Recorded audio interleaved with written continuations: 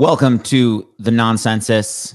I'm here with Craig Blackmore, and the title of this conversation, which licensed to wander far from this, but I wanted to start with a question: when and how's it gonna get weird with AI and stuff?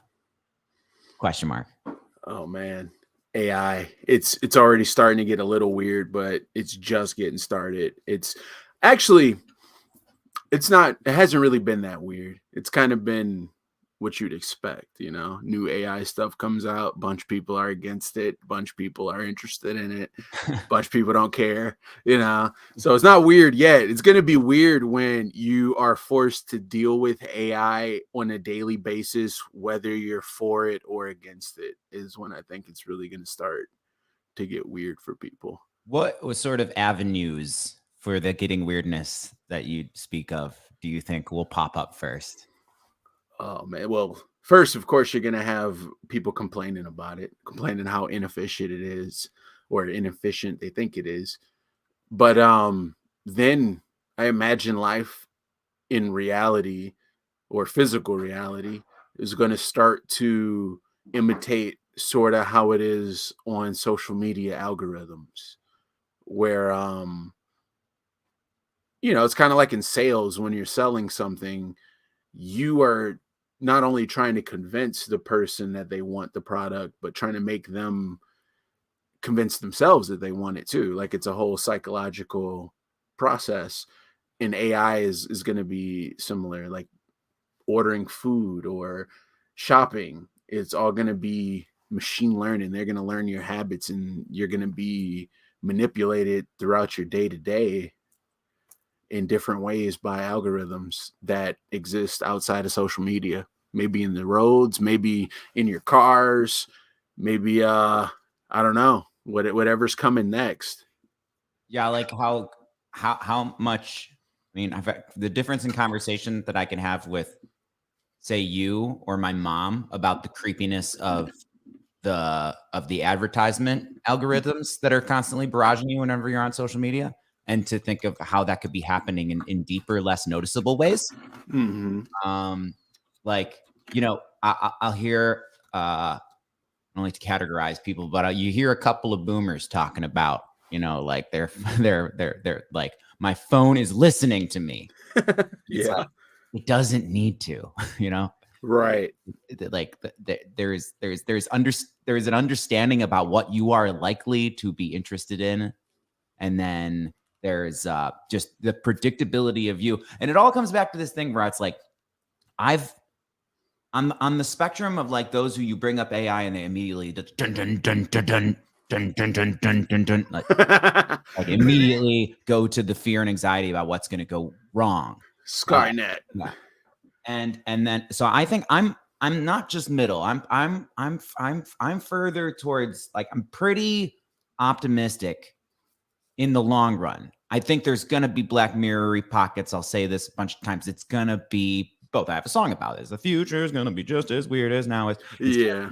So, but when it comes to that, with the algorithmic advertisements that now you can use a word like, manipulation. You are being manipulated against your will to do what maybe you were gonna you would have gravitated towards otherwise, but just like, advertisement is so fucking annoying.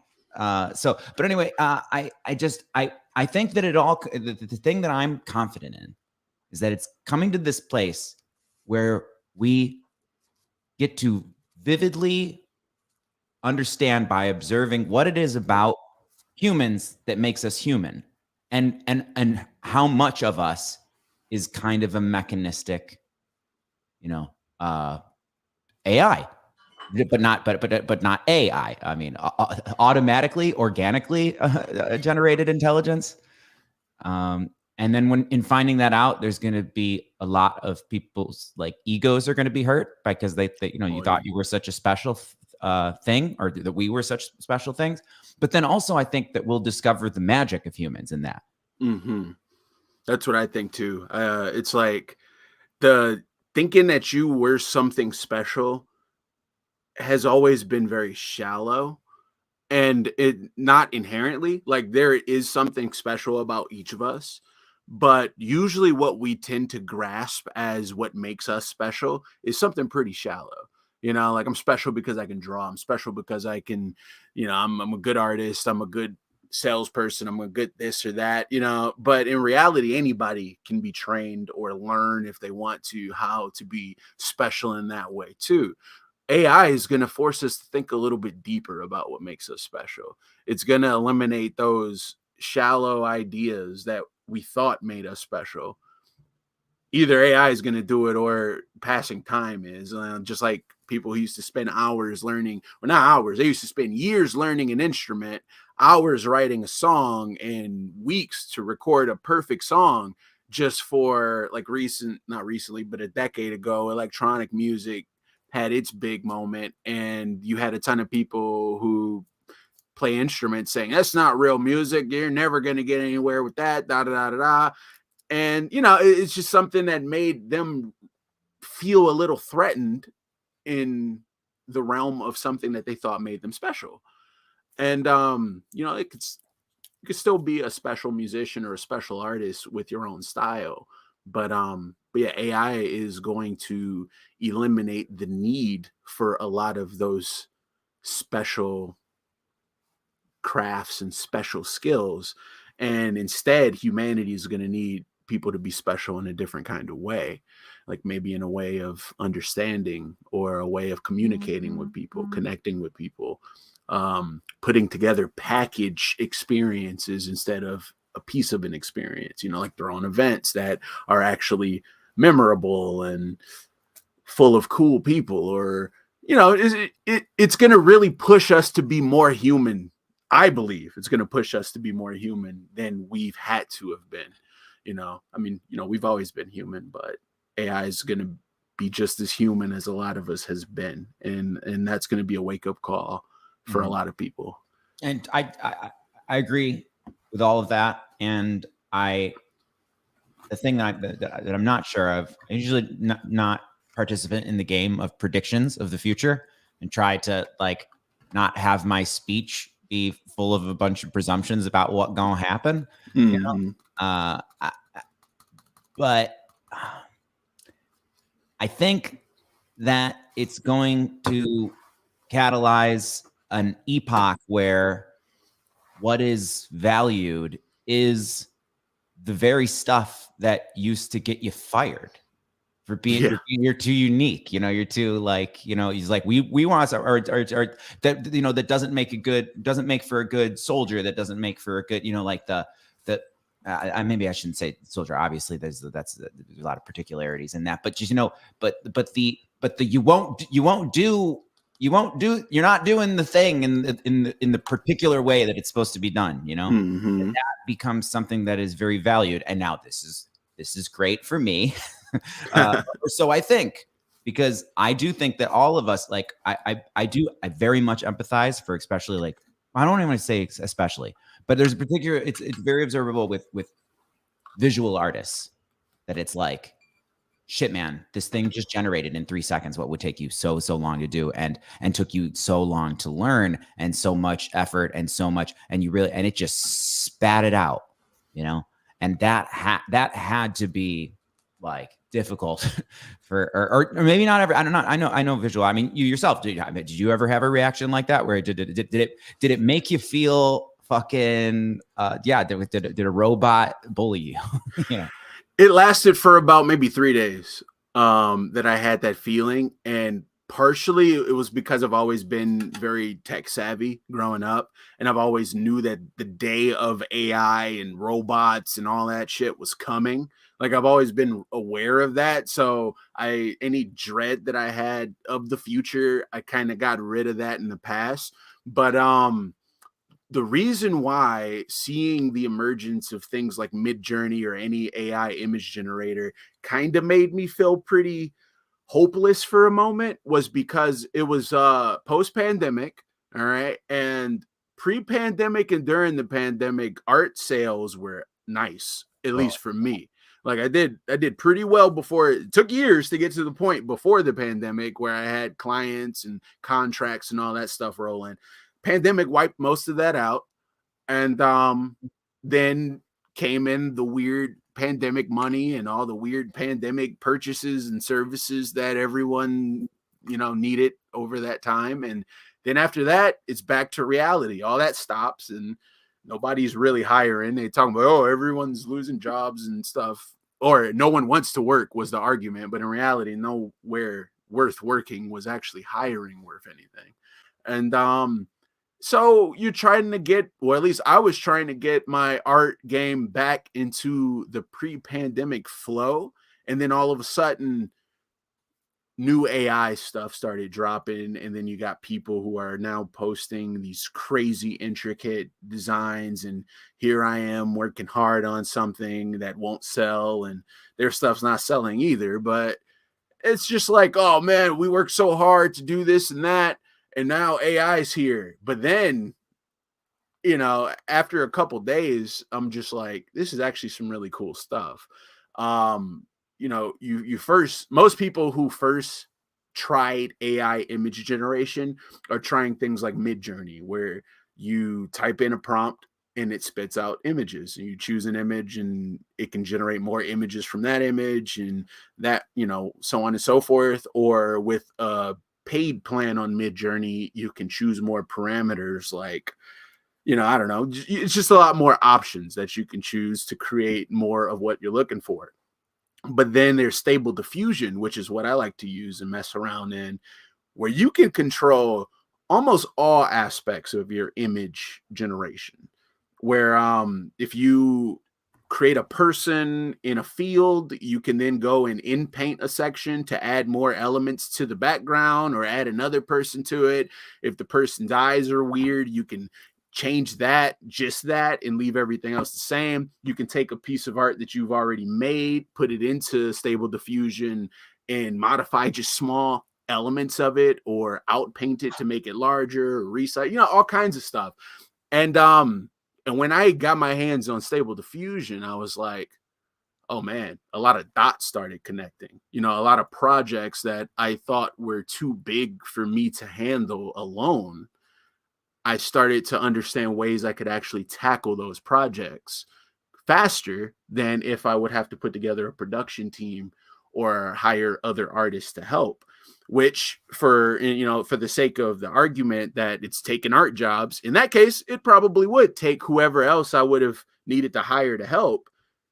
With my idea, it might, remove the need for that. But then all I saw was my ability to be able to do more art faster in different ways, finally, because I get tired of seeing the same old stuff all the time, the same old effects, filters, software, things done with the software. So AI finally shook the game up a bit.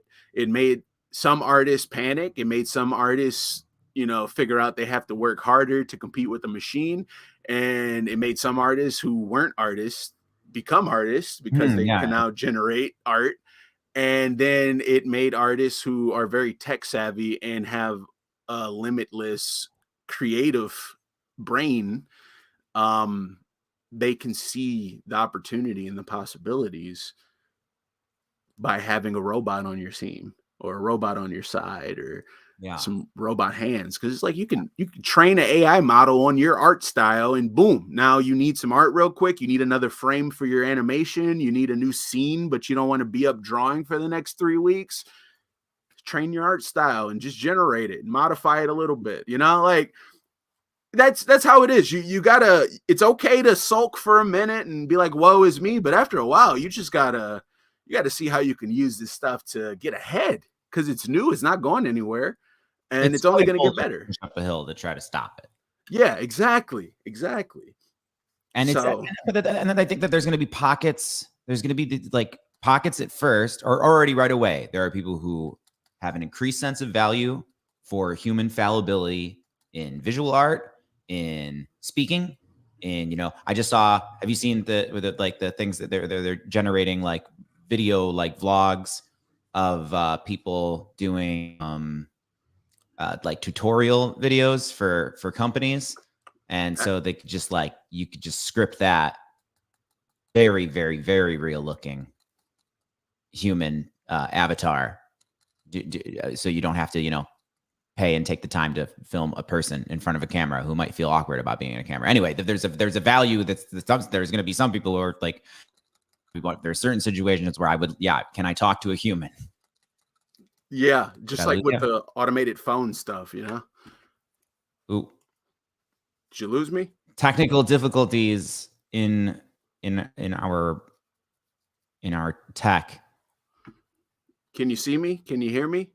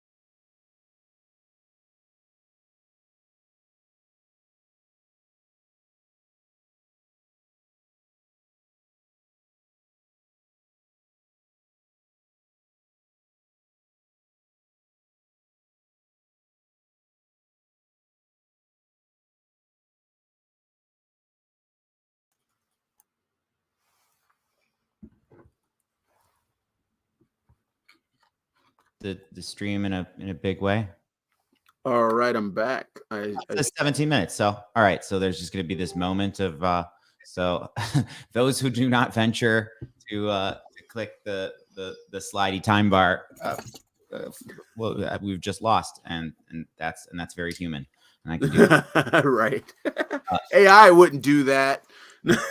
Yeah, fucking getting this shit where internet is. I mean, there's so many drudgeries that I think they're going to make things so much easier that I have to imagine that we're very close to having AI solve the shit out of it.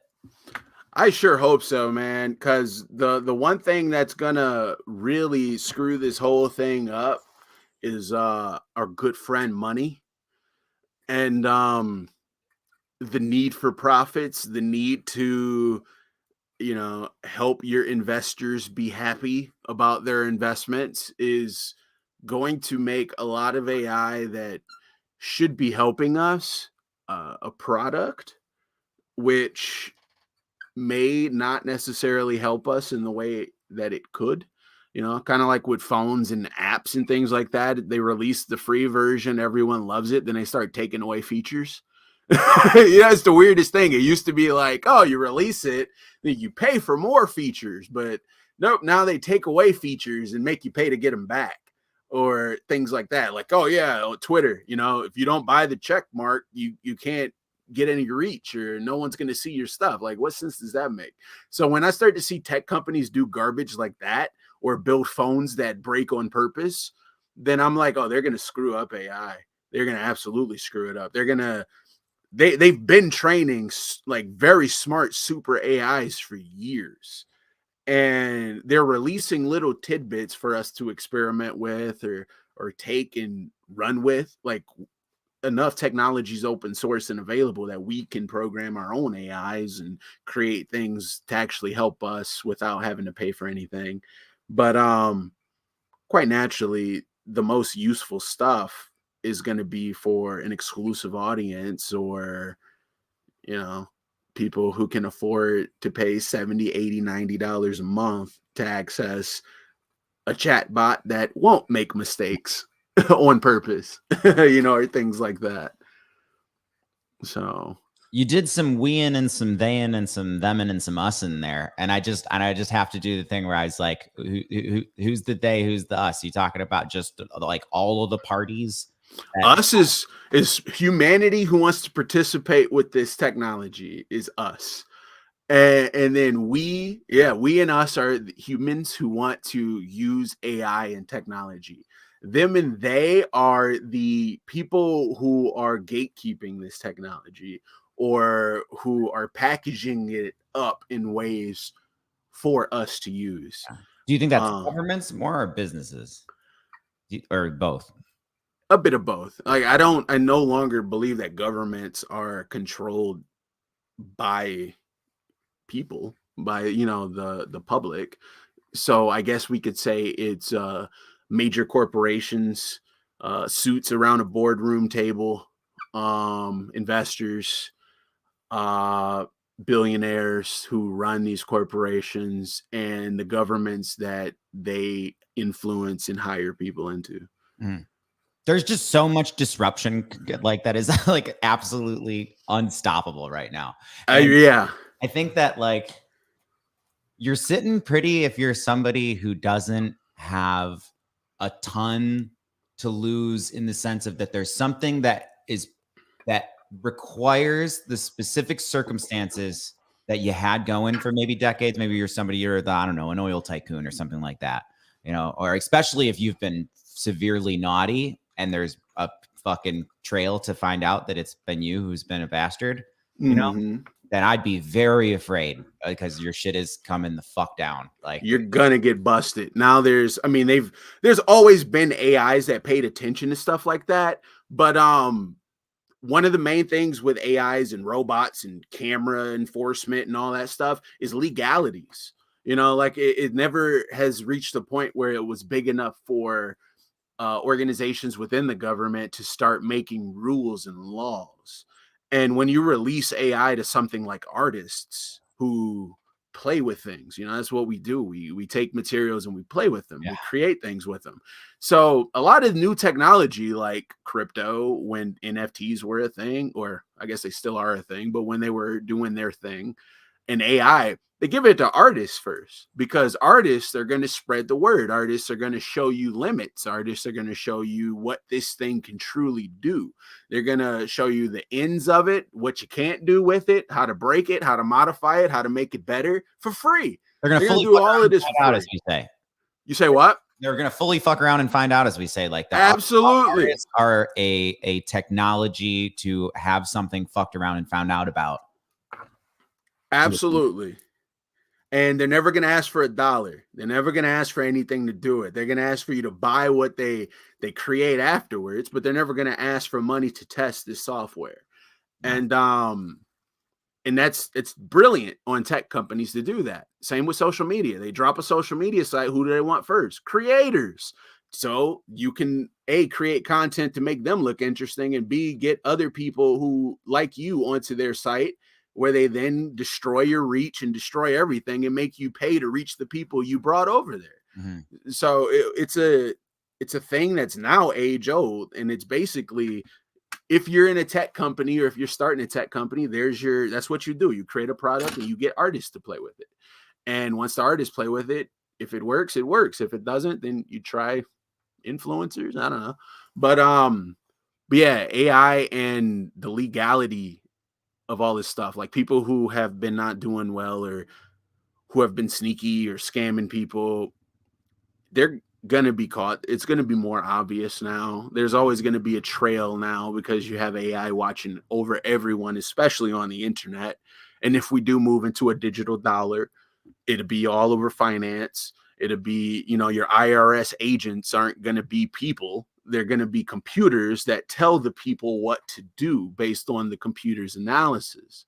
So this is where things start to get scary. Every time something drops for us, you have to think, like, how are they going to use it against us? How are they going to use, and they, again, I'm talking about those same people, how are they going to use this to govern us? How like Amazon, what was the whole thing with working with Amazon? No one wanted to work there because you got controlled by a machine. You got fired by a machine. Your breaks got timed by a machine. Everything was done by a machine who doesn't miss a second. So it's harder to take that extra 2 minutes on your break. It's harder to take a crap on the clock. It's harder to do all this stuff that's human because you have a machine to look up to now, a machine that doesn't even understand what you may be doing during your break or anything like that. And we're moving into a society now where we have seemingly growing incompetence in the government offices. It's almost like they're doing this on purpose.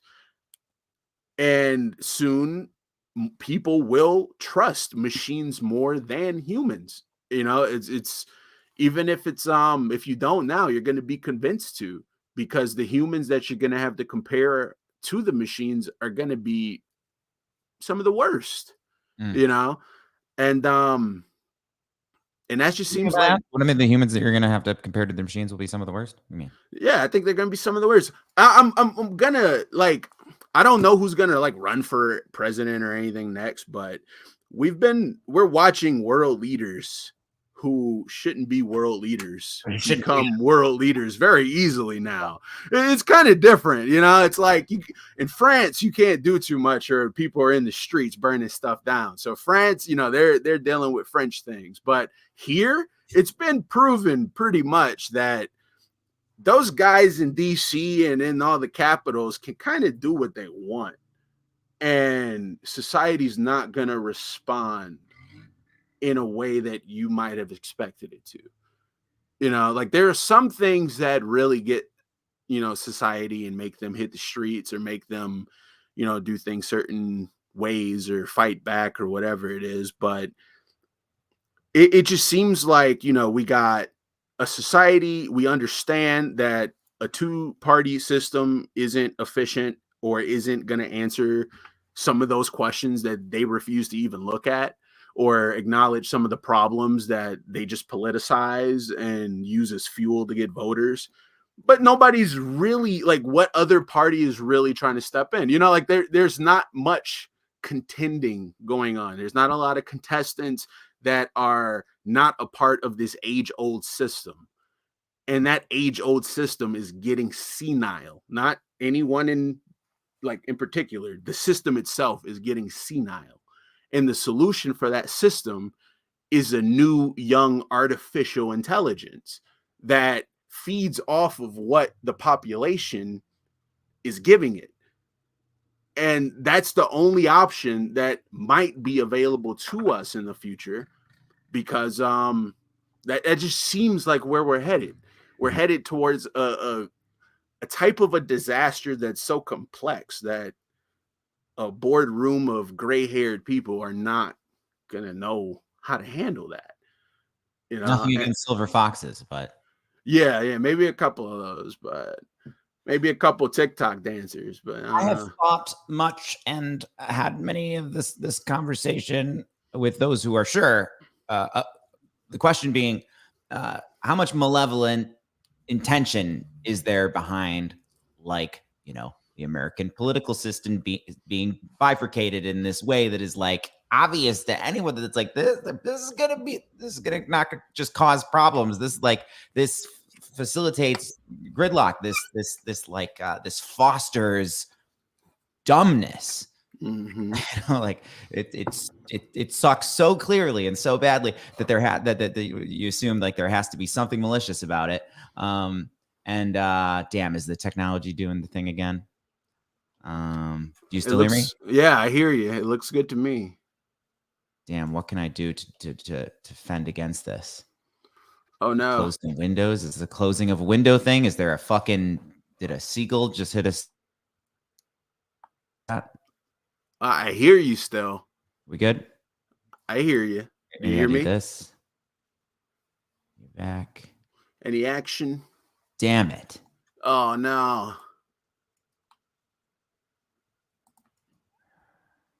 Do we mess up again? Fuck. Well, technical difficulties.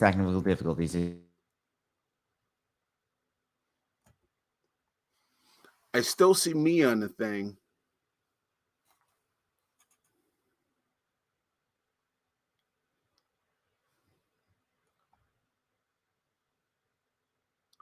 Okay. I guess I'm here for the time being. We're going to wait for Zach to get back.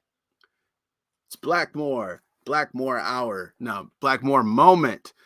So today we're going to light this blunt and talk a bit about reality.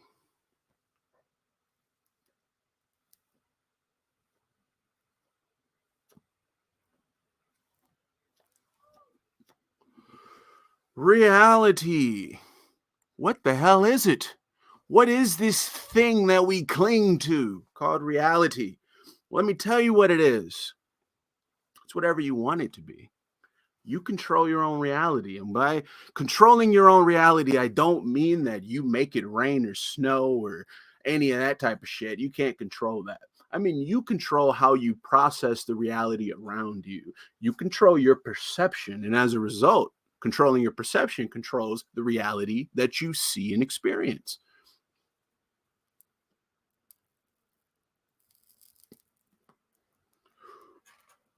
Having a bad day? No problem. Look at the bright side. At least you're here. At least the sun is out. At least the weather's not shit. At least we have herb to turn the day around. Reality. Get some and control it. What else should we talk about other than reality? Let's talk about music. I don't know who's watching, if anybody's watching, but music's pretty interesting now.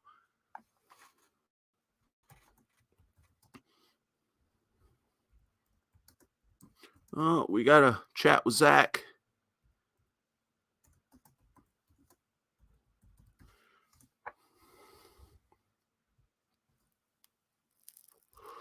Oh.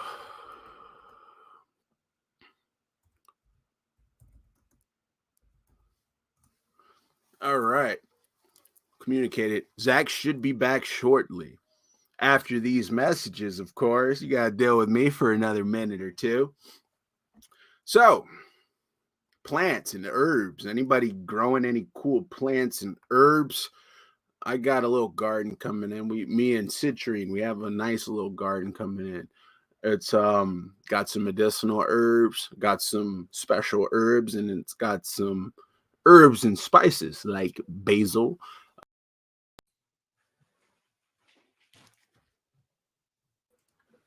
Yeah, we're back. All right.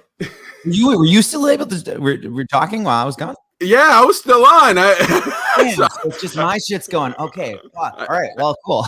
I just started blabbing for a little bit, talking about reality and vegetables. I don't know what the fuck keeps going on with that, but I was just thinking like the way I should react to this is like I'm so excited for stupid shit like that to be of the past. Oh, that ain't going nowhere. Well, fuck. Well, no. I mean, it has to eventually. I definitely think that there's going to be those who I think I can bookmark. I don't know where you took it, but like while I was gone. But like, so the gatekeepers. Like, there's people.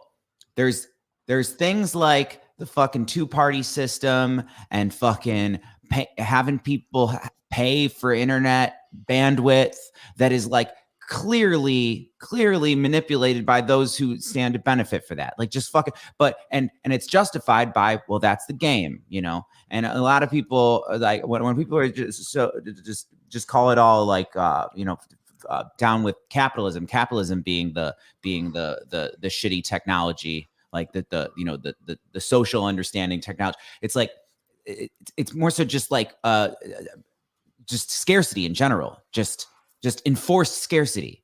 You know, that's how tyrannies function.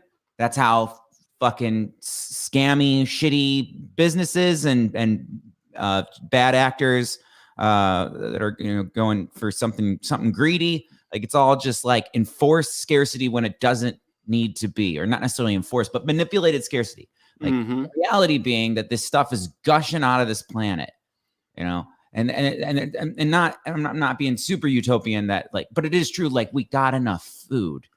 We're not distributing the food, and all. But what I'm saying is that the game being, and it's just weird to me when people say capitalism, because this way the fuck predates any, and before capitalism was a twinkle in its creator's eye at all. It's been uh, somebody benefits from being up in a cozy castle while peasants are outside of the castle walls in the moat, fucking slopping around through the muck.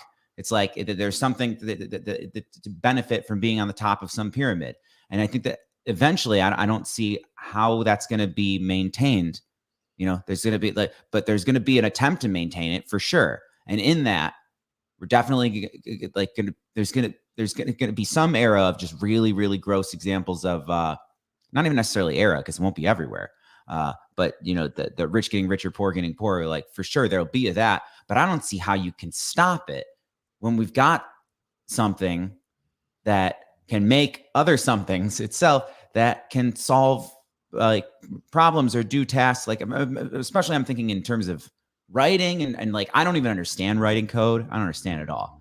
But I do understand that what used to take a human all goddamn day and was really annoying and took a really, really, specially trained person now is I can't snap.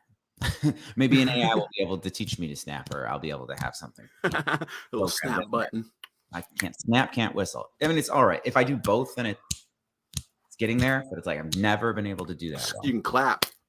Yeah, but quickly. There's things that used to take long time and difficult, and nobody wanted to fucking do it, and now I'll be like that. So I have to think that there'll be an attempt to maintain these things like charging people for bandwidth, or these things that aren't really, or is there something that I don't understand about internet that maybe you do? Like, is that really a finite, limited resource, or is it this thing where it's?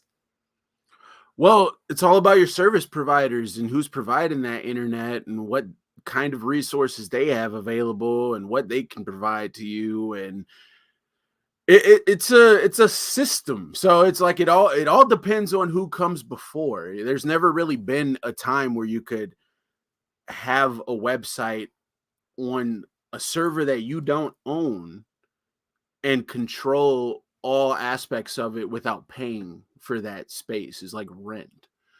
So it's whoever owns that server and the resources that they have available to provide to people, how much they're going to need to earn to not only keep the machine going, but to be able to grow it so everyone can have equal bandwidth or equal speeds or whatever, equal connection to their audience without having to give someone more versus someone who's, is paying and not enough. And that comes down to physical space, right? It comes out to the technology and the equipment. Like there is there's really super rich companies out here, but they still have a ceiling to a point. Like they still have a cap. The scary part is because, like, look at Google, right? Google is almost godly wealthy at this point. Like Google is so huge, and then they're not as much of a character as like Elon Musk is with his companies behind him. Google is kind of like this loud but quiet beast. It can, like, their CEO and anyone from Google can say and do shit and hit the news. However, half of the country still uses Android on proprietary Google software.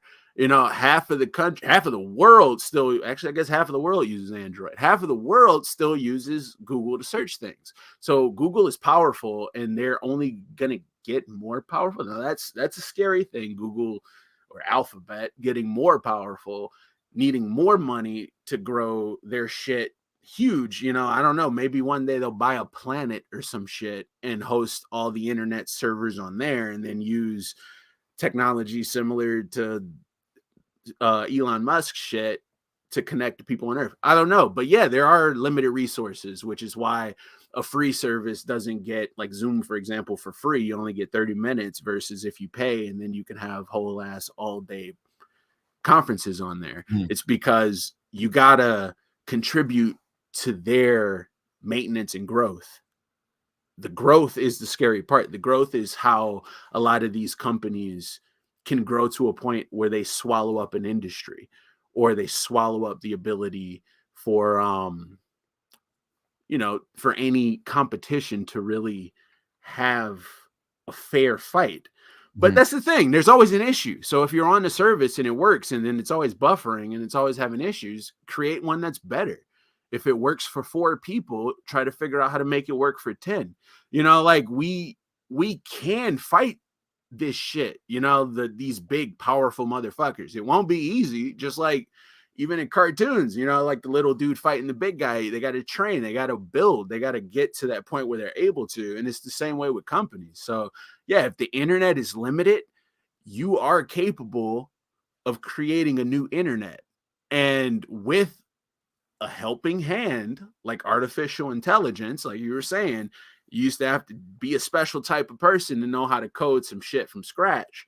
Now you just need access to the machine that learned the same shit and that can proofread itself and check itself faster than you can even think about what you really want from it. Like you can go on Chat GPT and simply like ask for a code. It may not give you the whole code. It may not get it right, but it takes it no time to deliver a code. It does its thinking that quick. That's just something I don't care how good you are at coding, you'll never be that good. You'll never be a machine good. However, you help create these machines. You help power and train these machines. Why not use it?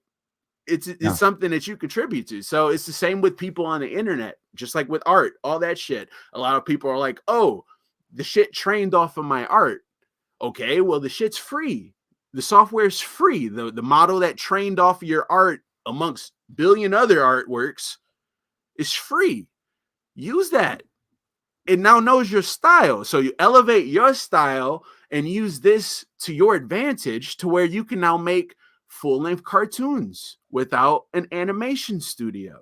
Or you can blow your artwork up huge without having a powerful computer. Like you can do artwork on a phone or a tablet and blow that shit up nice, like to print it any size you want using AI, and it's almost flawless. Yeah. So all when I see it, when I like fast forward and all of the weirdness, all of the hiccups, all of the crises that are going to unfold on the way to this better place that I'm thinking of, I think at the end, the only thing that will be left for humans to do in terms of like what makes sense to have a human do is generating interesting beauty and connection, pretty much beauty and connection. And like we're going to isolate all these things that are the human thing. Right. So, I've had interactions with AI back and forth conversations, mainly I'm asking the questions and, it is like pleasing. It's hitting a lot of the same spots. It has the flavor of human connection, but I haven't tried, like having an AI spouse for a year and then having a human spouse for a year and being able to compare and contrast. But we're gonna fucking fuck around and find out that.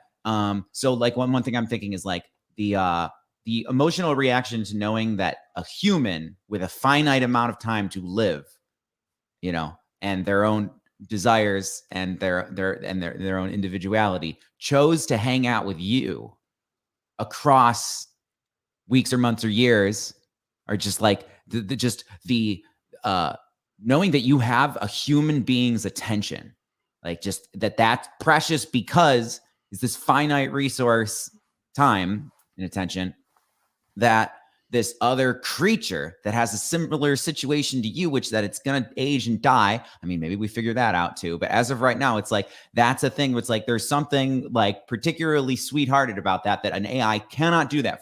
An AI cannot communicate to you, I sacrificed my, omni unfolding, multiverse multiverse directions of all the different paths I could have taken. And I decided to hang out with you, Yeah. So that to me is that's the human connection thing. And then also the fact that a human that you're interacting with, as opposed to an AI, is like I don't know, feeling nervous and like Yeah. having doubts about itself, all these things that will come to love that. Well, love that there's because an AI isn't having that. Yeah. That's the thing about natural versus artificial or manufactured, even that the dimensions that you get from something natural is unmatchable. You can clone it, you can mimic it, but it's still unmatchable. And I do think one day people are going to be in relationship. I mean, if not already in relationships with AI, but AI is still a calculator. And I think for a long time it's going to feel like a calculator. Did I lose you? Oh man. I think I lost him. Did I lose him again? The AI is stopping us from talking.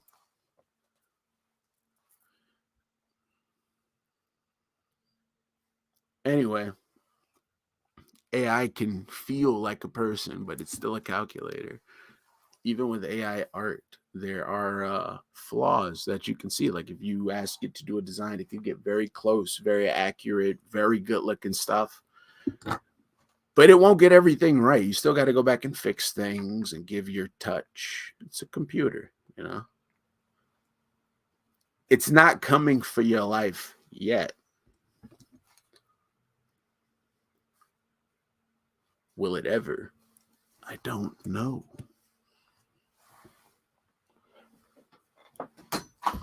Fiercely annoying. Yeah, it's the AI, man. They're trying to stop you.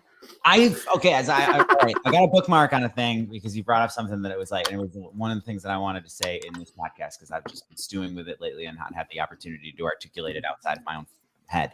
But with that, the bandwidth thing and everything.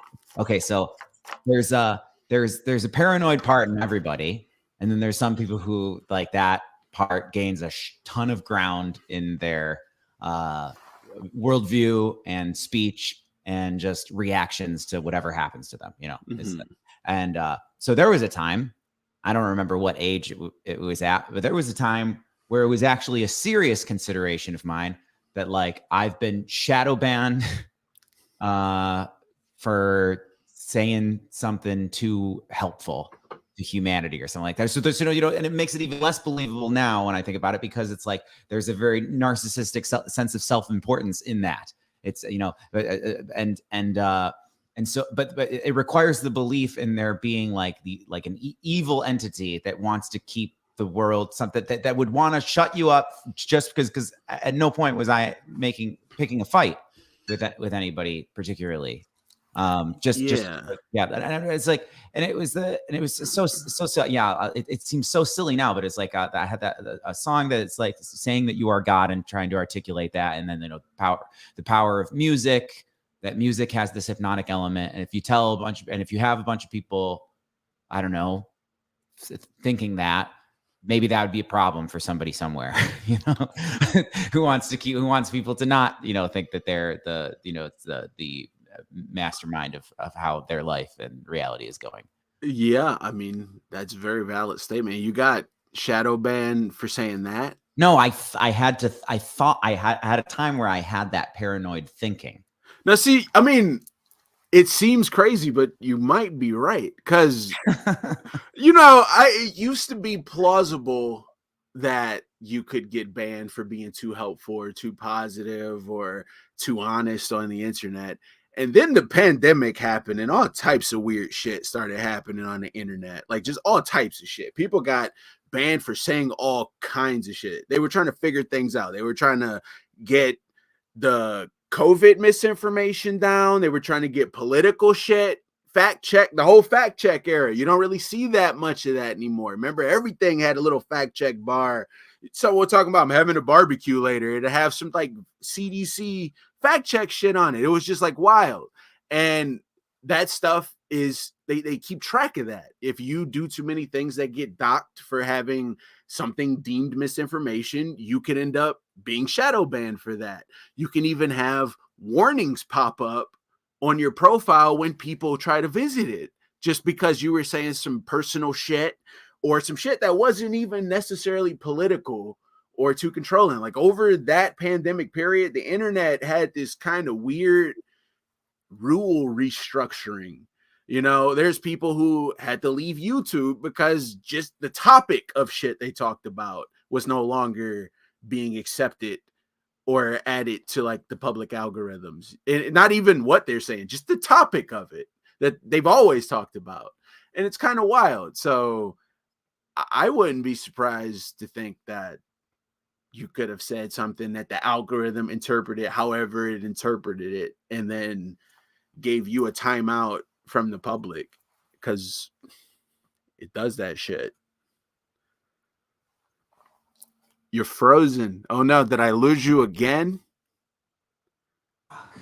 Oh, I see you. I see you. You're back. Oh, God, it's so annoying. And the fucking the reptilians are doing that. See, because it's like, I mean, that exact moment, you know, if I had more of that like paranoid thing going on, then you just, anytime that there's something disrupting happening and how you wanted things to work out, I mean, with elements outside of your control, I can imagine it's very neat and convenient to have that explanation ready to rip, and also one that is kind of ego inflating of I'm being there's something evil that's trying to fuck with me. Right, like you're so important that there's a Yes. system programmed against you. You know, yeah, that makes sense. A lot of shit is not, you know, automated stuff is for everybody. So if it's getting you, it's getting somebody else for whatever it is. Because like my Instagram currently, you could type in my shit. It used to pop up my name on Instagram. Now it's not.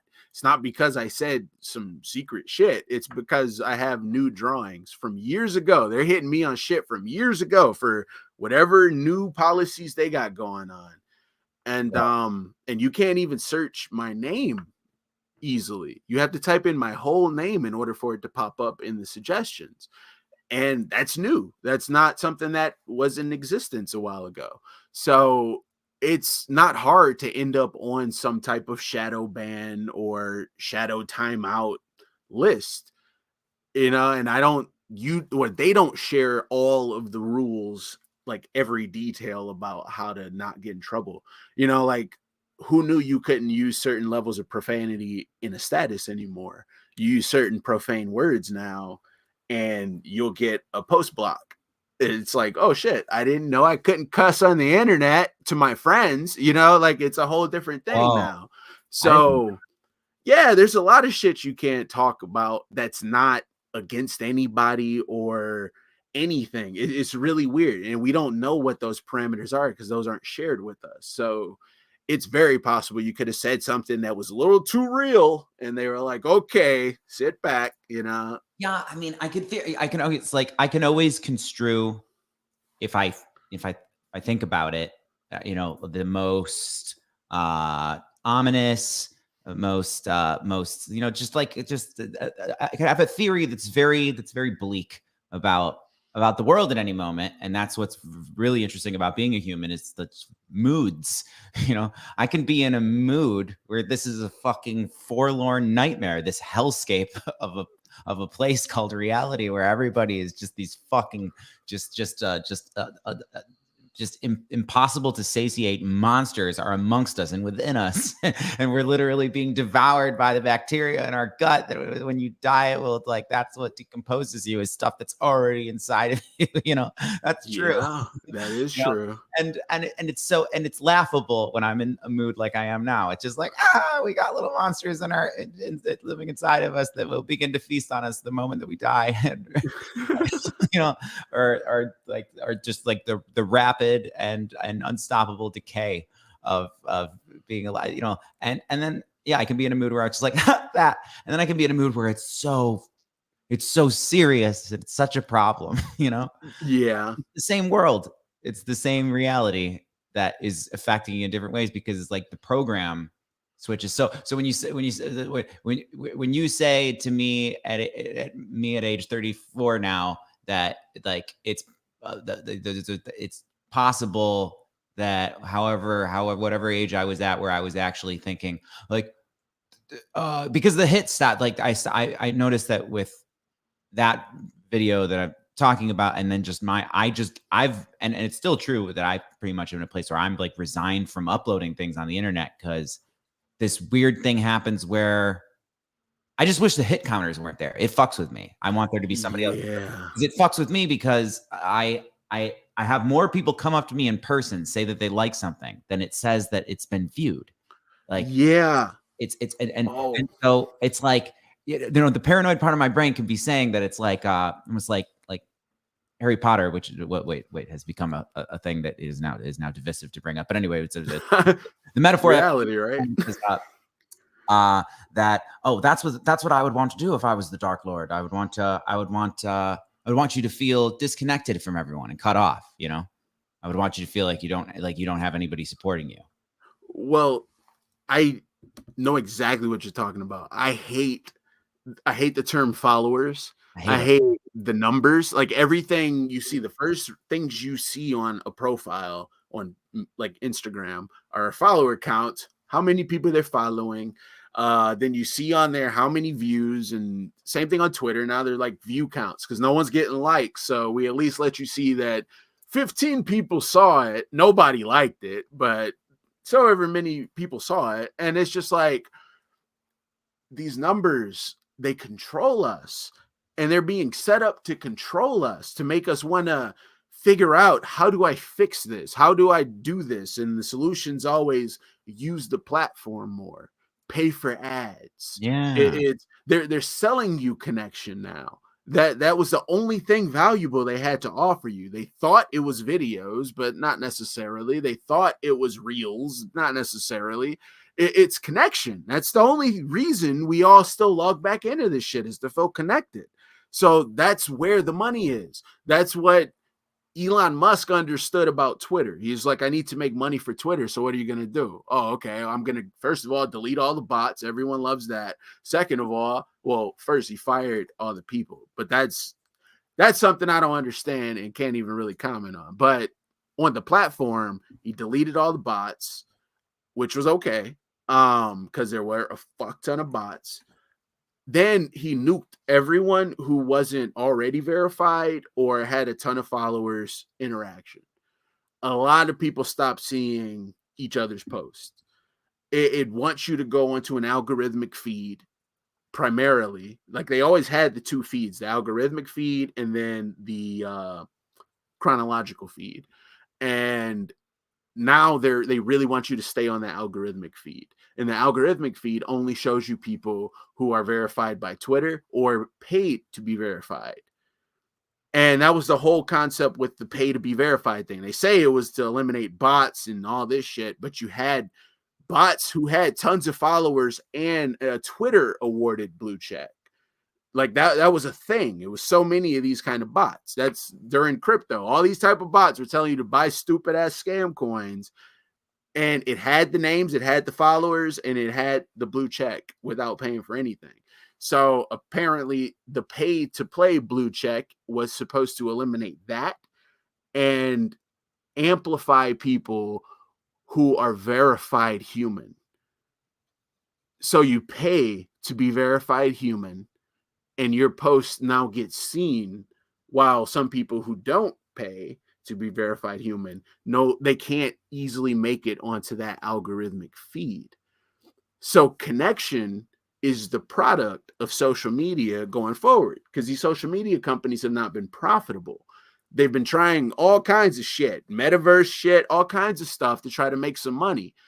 And the problem with there's a lot of problems with Facebook and the metaverse, but the main thing that they can sell you is, like we were saying earlier, they give you a feature and then they take it from you and make you pay for it again. And that's connection. Don't feel like you're getting seen. Maybe you're getting seen too much. And we now want to kind of control that. So we make you pay us to get that feel back. Because like on Instagram, I used to get a ton of views. They did this thing where they featured certain artists in certain genres of art. And they would put those people in the explore page and everything so they can end up on whatever page. Like, you know how they do their thing, like they were doing where they were paying people for reels for a moment. And I organically started to get a lot of views on my animations and videos and things like that. Then all of a sudden it disappeared. it was almost like an overnight thing. Like it was good steadily. It started creeping down a little bit, and which can be natural. And then all of a sudden it just stopped. It went from being a few hundred views, first few thousand, few hundred, to 12, then to like 15, then to like 10.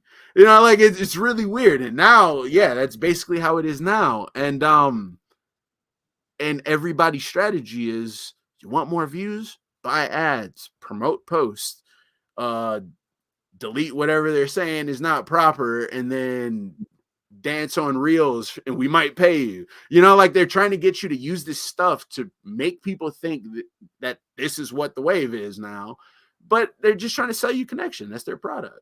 So all these numbers, they're going to show you every fucking number you can ever dream of. They're going to make up numbers. They're going to make it seem like you're popping one day, you're on top of the world, and then the next day no one even sees you, no one knows you, no one cares about you. They're going to manipulate all of that because they want you to pay for the illusion that you have control over that.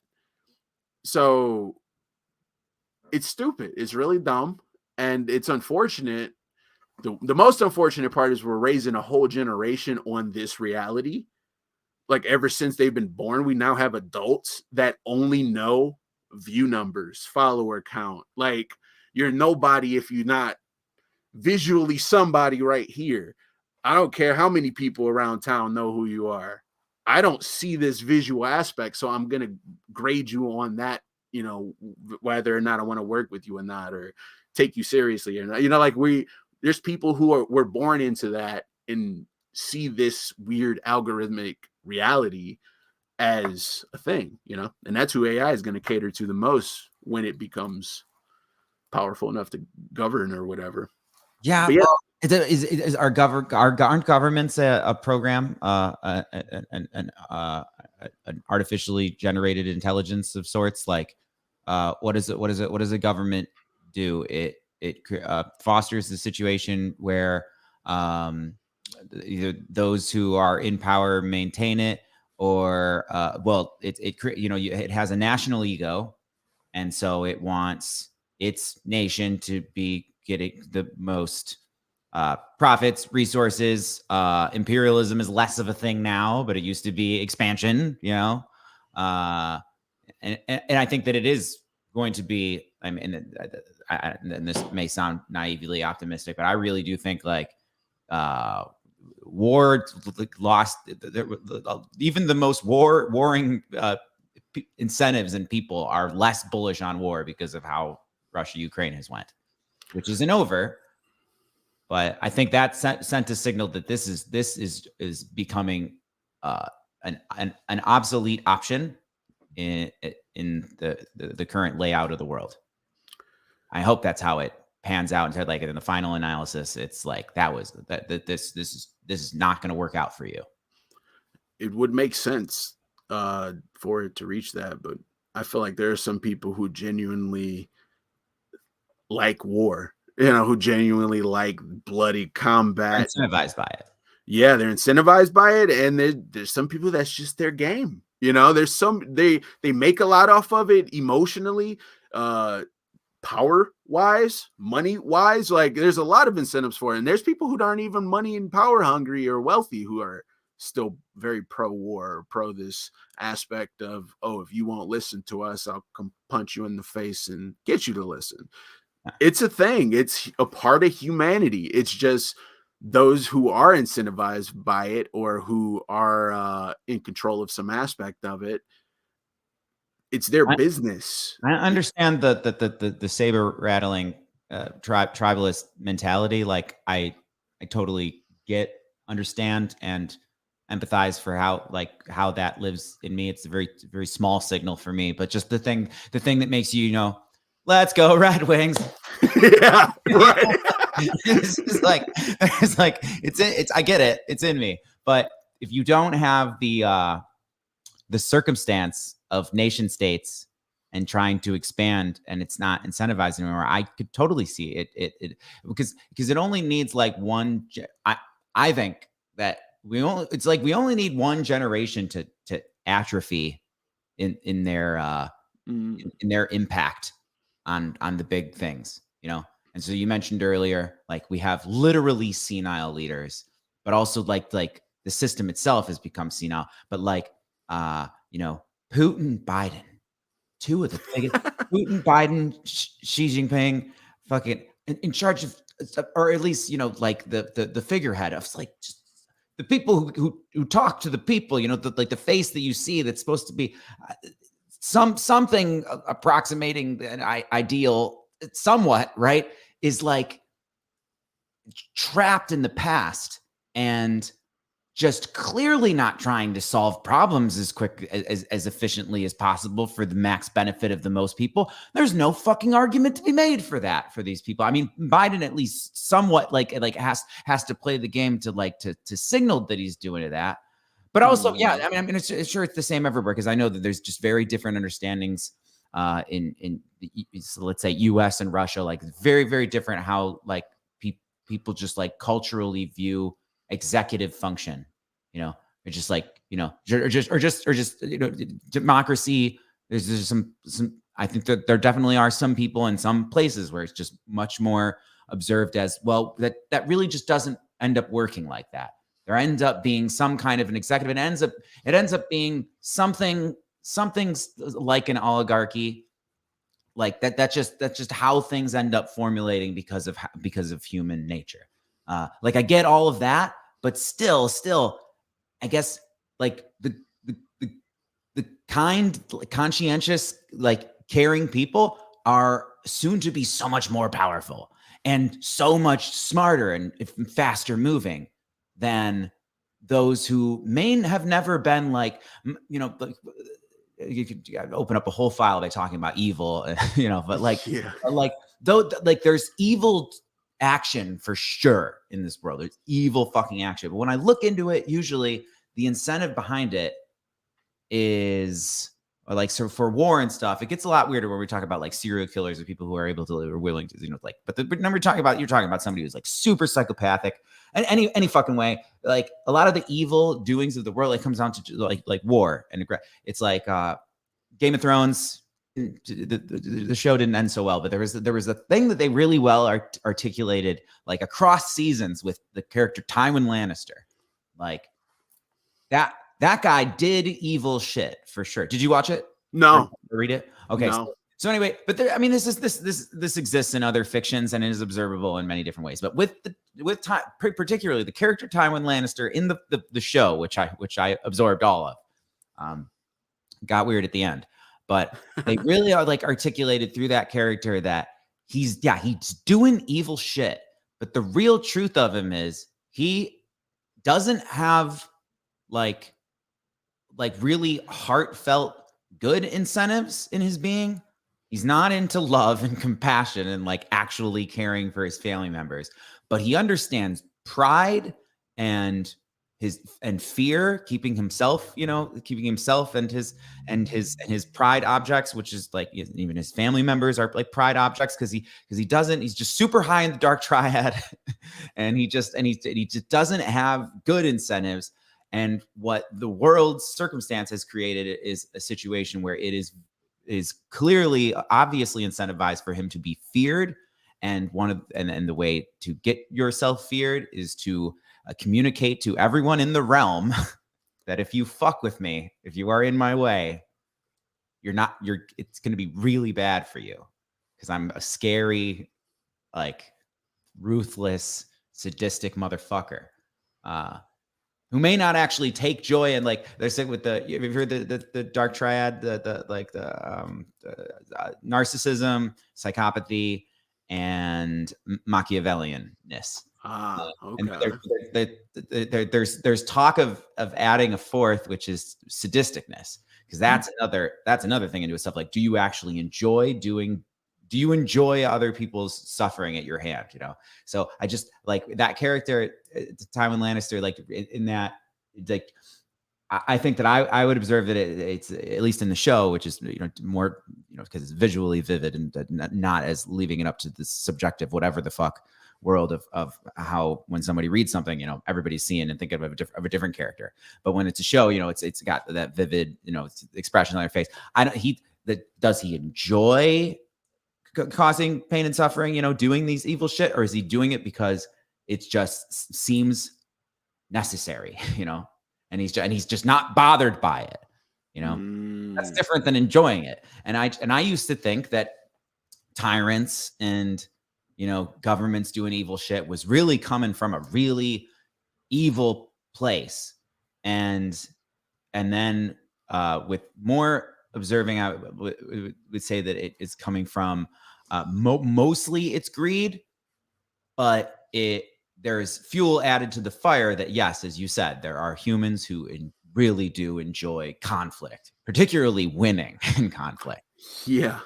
Oh yeah, because I feel like my dad's one of those types of people where he's just a very tough guy. Like it's he'll walk through you before he says "excuse me" type of guy, and he's not a bad guy, but that's just the type of person he can be. So I feel like there's a lot of people out here who are just really tough.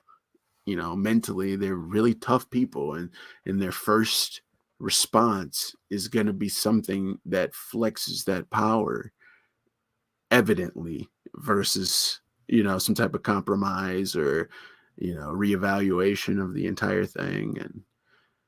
And those people are going to have to adjust. But I do believe that we are growing in numbers, like the people who are pro other means of hashing out disagreements than war. I think those people are growing in numbers. I really do. And I do think eventually one day we might be a war-free planet, but there's so many problems all over the world that we can't even begin to understand over here, Yeah. So. Well, yeah. That's you bring it back to the topic and on an optimistic way to end. I just like the people who have agape love, the world love, like the sense of like the love for humanity. Like those people are going to have power to disrupt. They already do, but I think that's the thing that I'm not seeing yet as much as I know that it's coming. Is that those who, and in particularly, I think of ones who are bored with just wealth seeking, which they exist, which is why I've it's been a very long time since I've been on the hating the billionaires bandwagon, because I think that there's hope for everybody making some adjustments or changes.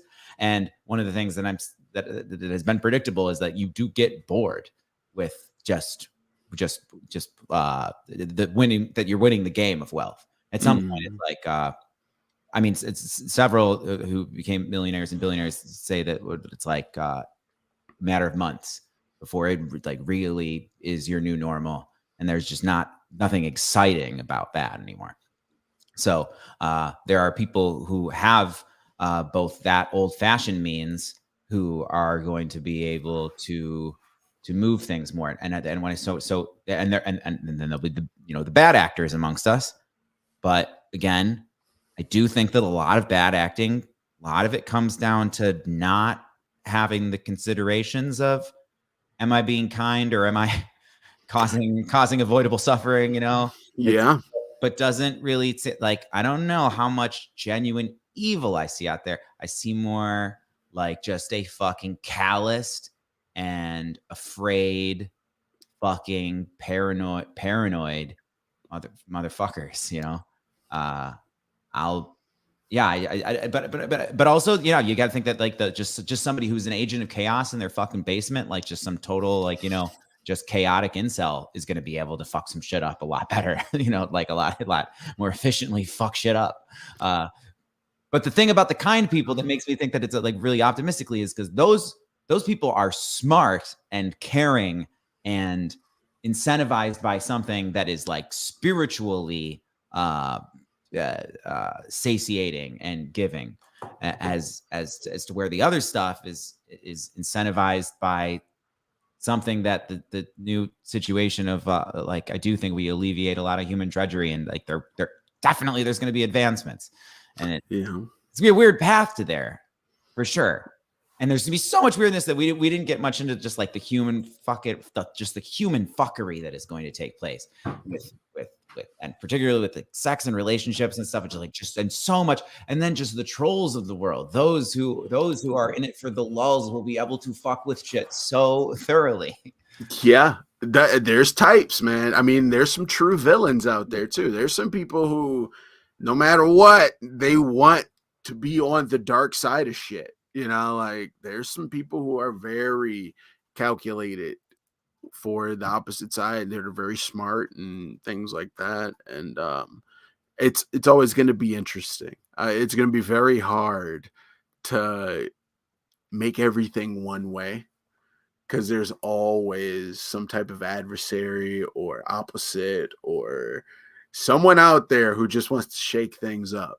If the normal becomes love and compassion, there's going to be someone who wants to rebel against that. That's just how it's going to be. There's always a rebellion.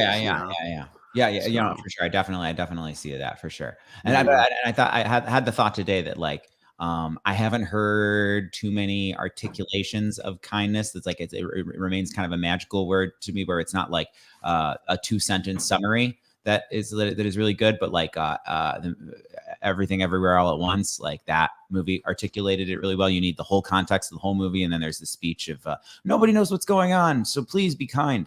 But anyway, and then like Lex Friedman is somebody I love the living fuck out of, and I think is doing so much good with his podcast. And like, there's times where he really like knocks it out of the park, articulating that, or just kind of existing at it. Like his style of like, AI, learn my speaking things, like he's kind, you know. So you can teach the AI to be kind.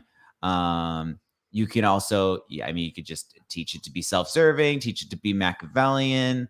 But that the thing that makes me optimistic, and I think that this is based, is that the people who do kind for the sake of kind tend to be wicked smart and dedicated, and have a better advertisement campaign for their, because like just like putting it out to millions of people, like, hey, do you want to serve my self-centric, narcissistic means to an end? That doesn't pull a lot of people in. You have to trick them. But with the kindness thing, you could just be like, we're doing this because it's right. And then a bunch of people will be like, okay, I get that. And I'm down to help. But also, there's fucking dark forces in this world. Yeah. Sure. Yeah. And they hide, man. They come creeping. So yeah.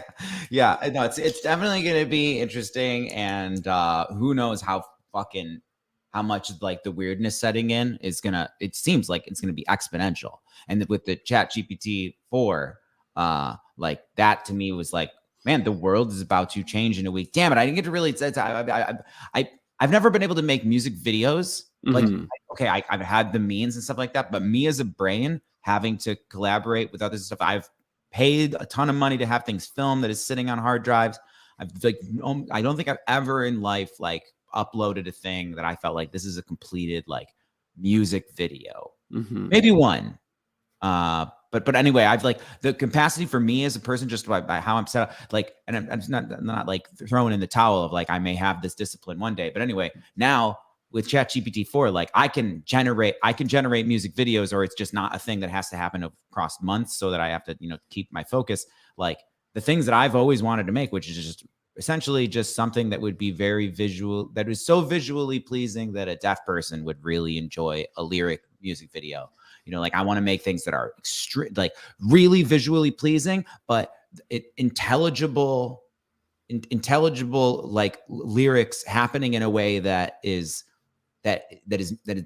musical visually in itself. You know what I'm saying? Like I've always wanted to do that. I've always felt stronger about that than doing there are cool music videos, but I just don't see myself like lip syncing and doing like, being in some interesting setting, lip syncing and it's flashing like things that you are. Like I just never really felt super strongly about that. I feel very strongly about these like very visually, pleasing and interesting, but the center is the lyric. Like, and it's doing it in a way like just typography video. So anyway, that being something I could do, like I feel like I'm on the precipice. It probably already exists, or is that not yet to come out? I want to make a music video for I've got songs that I would just love to see that happen. And I know that there's somewhere it's like, oh man, the people who film it and all the different jobs that you would have to pay to get that to come together. And it's like, we can focus on the you're taking our jobs aspect, or just for me, it's just like, man, like I'll be able to make music videos. Yeah. And see, that's the beauty of this AI stuff, is you're connecting these dots of things that you've needed to do or wanted to do. And now it's like, you can finally do it for inexpensively and on your own, and yeah, there's some things that exist that could do that. Like, Stable Diffusion has, I believe is Deforum, which is something where you can generate animations based on prompts. So you can like type what you want a prompt to be from what frame to what frame, then go next frame, you want the prompt to shift to this, and you can interpolate that, make it nice and smooth.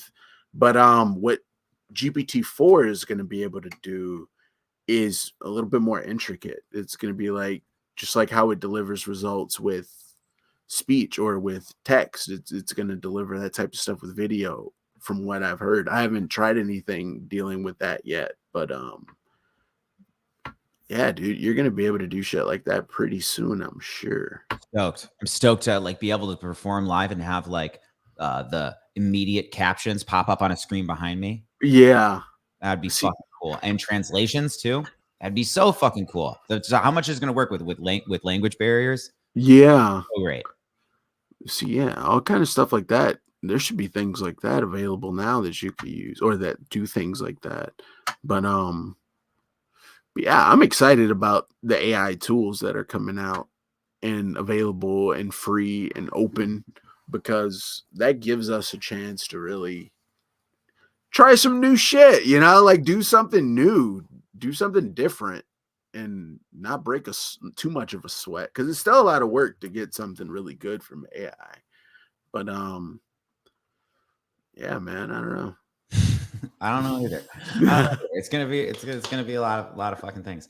It's been great talking to you. I think it's a good time to wrap it up. There were some technical difficulties earlier, and with the power of editing, I believe I shall be able to remove those things and then have this as an audio thing somewhere. And Awesome. Love to talk again soon. Because this is I feel like this is just the concept of how technology is going to, like, that's a big enough topic to, like, it could be years of, and then there's actually the reporting. Is I enjoy talking to you about those particular things. I know that we're both capable of talking about other things, but I enjoy that when I'm talking to you, it feels like it gets at least narrowed down for me to like just be orbiting the subject of AI and technology. Hell yeah, I'm always happy to chat. I love this setup. So, all right, man. Well, I'm gonna wish you a happy reality, and everyone listening and or watching.